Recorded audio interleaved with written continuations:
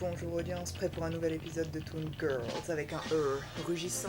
Ici s'achève notre mini-série de 3 épisodes intitulée Une femme et 2 ronds, au cours de laquelle j'ai rendu hommage à de fières amazones animées, héritières spirituelles des motardes qui ne craignent personne en Harley Davidson et gèrent d'une main de maître l'engin qu'elles ont entre les cuisses.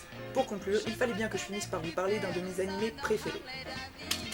L'Odyssée de Kino, laquelle est la seule véritable motarde de la bande puisque Molly est sur une espèce de scooter futuriste et que Michiko est également en scooter. En l'honneur de la moto parlante de Kino, son fidèle compagnon Hermès, j'ai moi aussi mon petit Hermès sur un t-shirt.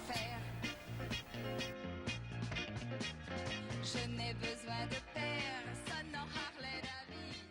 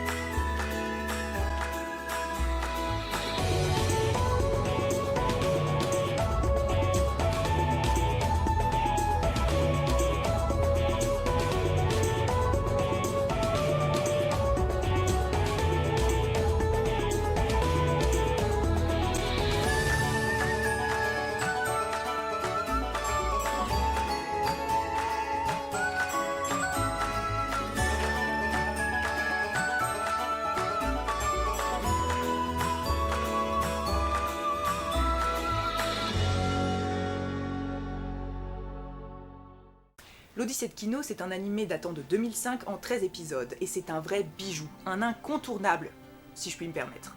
Il est épisodique, on peut regarder les épisodes dans le désordre, il y a seulement 2 épisodes à suivre. Et chaque épisode raconte une étape du voyage de Kino, l'héroïne, qui ne s'arrête jamais plus de 3 jours à un endroit. Chaque étape est l'occasion de découvrir un monde et une atmosphère unique, mythologie diverse, orientale, occidentale, vie sauvage, survie, utopie, dystopie, héroïque fantasy ou SF, voilà tous les éléments, les ambiances et les atmosphères très variées qui sont unis par le personnage de Kino. C'est philosophique, c'est poétique, ça fait réfléchir à un tas de questions liées au contrôle, à la guerre, au spécisme, au sens de la vie, à l'héritage, au poids des traditions. Kino tire parfois des conclusions, des choses qu'elle vit durant ces étapes et qu'on ne peut guère appeler des aventures car il ne s'agit pas toujours d'aventures. Mais en général, elle reste dans une position d'observateur. Elle n'intervient pas, c'est une règle, sauf quand sa vie est menacée. De fait, elle se place par opposition complète au cliché du white savior, généralement un homme blanc, occidentalo-colonialiste, qui vient apprendre la vie aux natifs et les sauver alors qu'ils auraient pu se sauver tout seuls. Non, Kino reste dans la position du spectateur avec beaucoup d'humilité, elle ne fait qu'observer et réfléchir. Les mondes que traverse Kino sont également peuplés d'une foultitude de personnages masculins comme féminins extrêmement variés. Pour s'attarder sur les représentations féminines, on croise des combattantes, des vengeresses, des maîtresses d'armes, des femmes de lettres, des inventrices, des ingénieurs, mais aussi des infirmières, des hôtesses charitables et des victimes captives. Ça donne l'impression que les rôles sont distribués sans faire de distinction de genre, et ça donne un panel très varié de personnages. Et ma foi, c'est très appréciable. En plus de cela, évidemment, le personnage de Kino est lui-même extrêmement intéressant. C'est une voyageuse solitaire, même si, je le redis, sa moto lui parle, ce qui évite une voix off qui aurait été beaucoup plus encombrante et aurait rendu le personnage un petit peu moins fascinant. Et ça permet de répondre à des questions que se pose le spectateur, puisque Hermès joue le rôle du naïf qui pose tout le temps des questions.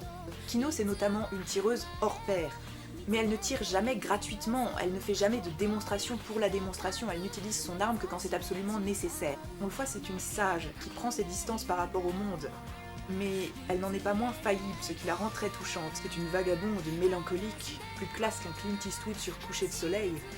C'est un excellent personnage. Ce qui est amusant, c'est qu'en voyant les visuels, sans connaître l'histoire, sans avoir lu de résumé, généralement, moi en tout cas, et les gens à qui j'ai montré l'animé, on a présumé que Kino était un personnage masculin. Pourtant, rien dans son aspect n'indique un genre quel qu'il soit, ni barbe ni boobs. Mais ça prouve bien que pour nous, et malgré qu'on soit informé tout ce qu'on veut, le neutre reste masculin. Donc Kino, sans indication de genre, était masculine. Sauf que c'est une femme. Et dans les traductions, parce que j'ai l'animé, j'ai un coffret allemand sous-titré anglais, Et je pense aussi dans la version originale, Kino parle d'elle avec un pronom féminin. Mais il faut aussi noter que Kino, son prénom qu'elle s'est choisi elle-même, on le voit dans un épisode qui revient sur son passé, elle l'a hérité d'un homme, son mentor en quelque sorte qui s'appelait Kino aussi et dont elle a décidé de reprendre le nom. Et il y a un épisode où on la prend pour un petit garçon, et elle, au lieu de rétorquer « bah non, je suis une fille », ce qui se passe habituellement quand il y a ce genre de confusion, je pense à Pesticide qui est un personnage que j'aime beaucoup dans Avatar le dernier maître de l'air. Au lieu donc de dire « je suis une fille », elle dit « je suis Kino ». Je suis pas un petit garçon, je suis Kino. 僕を案内してください。おいおいやめとけ坊や。奴隷になれば命だけは助かるんだぜ。死ぬより辛い労働が待ってるがな。坊やはやめてください。僕はキノです。 Et elle a également le même genre de formulation dans le même épisode il me semble, quand on la ramène à sa féminité, quand le roi la demande en mariage. Elle n'est pas avant tout une fille, elle est avant tout Kino, un individu unique. Et quelque part, plus que par ses voyages et plus que par sa solitude, c'est en cela que pour moi Kino représente une certaine idée de la liberté. Je suis sûre qu'il va faire plein de bruit en plus. Il est cool. C'est pas de la vraie peau de vache, c'est du plastique.